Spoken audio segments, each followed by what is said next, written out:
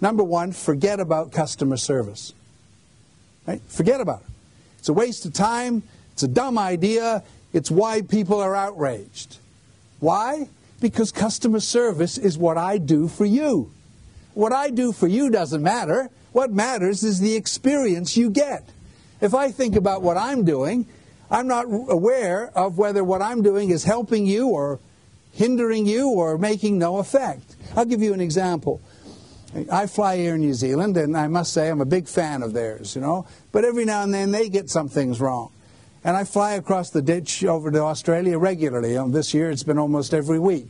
And I'm a frequent flyer, but across the ditch it's short, not up here, but over to Eastern Australia, it's 3 hours. I fly economy. The other day I got on the plane and I said to the cabin attendant, I had my suit in the bag, would you hang this up for me, please? Oh, she said, I don't know, I think our locker could be full. You know, we've got a lot of business class passengers. They might have a lot of stuff. I don't know right now. Tell you what, she said, have a seat, take your seat, and if we've got room, I'll come and find you. Well, she didn't ask where I was sitting, so I knew that wasn't going to happen, right? I'm being fobbed off. Well, that's fine. You know, it's not a big deal. So I sat down and I put my coat in the locker. But 5 minutes later, another cabin attendant comes along with a list. Dr. Brooks, is it? Yes. Oh, have a set of business class headphones. And I just turned to the woman next to me and said, here, use these if you like, because I have my own headphones, right? And if most of the time I'm working anyway, and if I'm listening to music, I'm listening to my iPods, I don't need their headphones. Now, you see, some marketing guru sitting in a room that has got no windows on the outside world would have thought, how do we delight these frequent flyers who are too cheap to fly business class? I know, we'll give them a set of business class headphones and they'll think they're really special. But they're not thinking, what effect does that have on my experience? Well, in my experience, number one, they do nothing for me. Number two, they remind me that they didn't do the thing I would have liked them to do, so it actually brassed me off. But they think they're doing a great job, and they walk around with a little pile of these things with a smile on their face like a Cheshire cat, you know, thinking about how clever they are. And really, to some people, it may be making a big difference. To some people, no difference. And to a few people like me, it's actually making it worse. So forget about customer service. Let's think about the experience our customers are having. Okay, you say, so what we want to do is satisfy our customers. No, we don't. Even satisfying our customers is not enough. Do you know that even satisfied customers defect? The research shows, depending upon the study, that up to 86% of customers who defect were satisfied at the time that they defected. Doesn't make sense. Satisfied customers not wanting to go back? I don't know. I suppose you'll go home tonight and your partner will say, so how was your evening? And you'll say, well, we had to listen to this guy called Brooksy, but the food was nice. You know? And then they'll say, so you were at the Quest, the Ascot, was that where you were? And you'll say, yes. And they'll say, I've never been there. What was it like? How many of you will say, fantastic. Do you know they had chairs for us to sit on? There was carpet on the floor.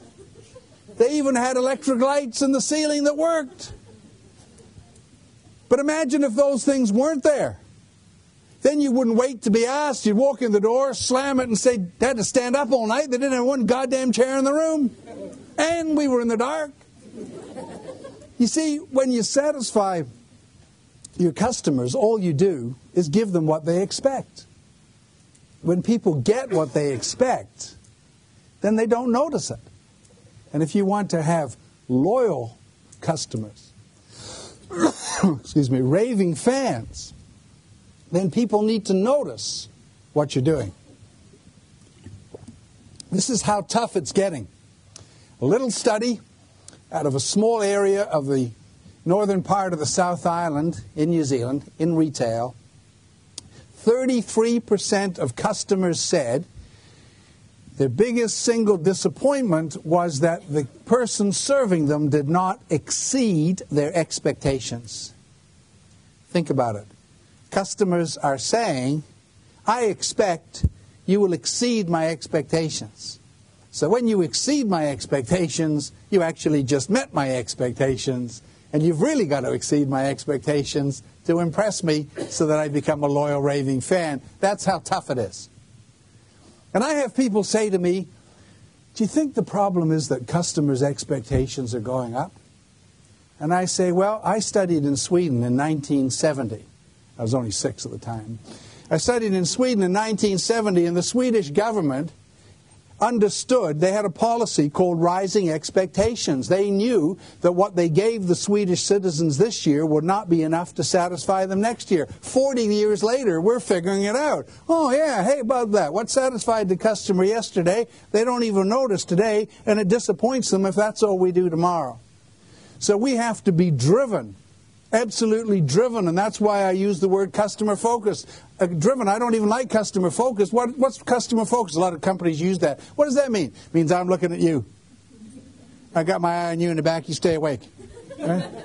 I'm not listening to you. I'm not learning from you. I'm not changing. I'm just looking at you. Well, that doesn't make any sense to me. If 100% of our money, if the only reason we exist at work is because we have customers, then we should be driven by them. I mean, when my customers say to me, jump, I got 2 questions. 1, how high? 2, how much you going to pay me to do it? You know, but this is what we should be, customer driven. If you want to know what will give your customers a good experience between now and when we talk again, it's this. People want quick and easy access to somebody who is friendly and enthusiastic and who cares enough to ask the questions to find out what their problems are, and who has the product knowledge to show them the solutions. That's what we should be aiming to do in a nutshell.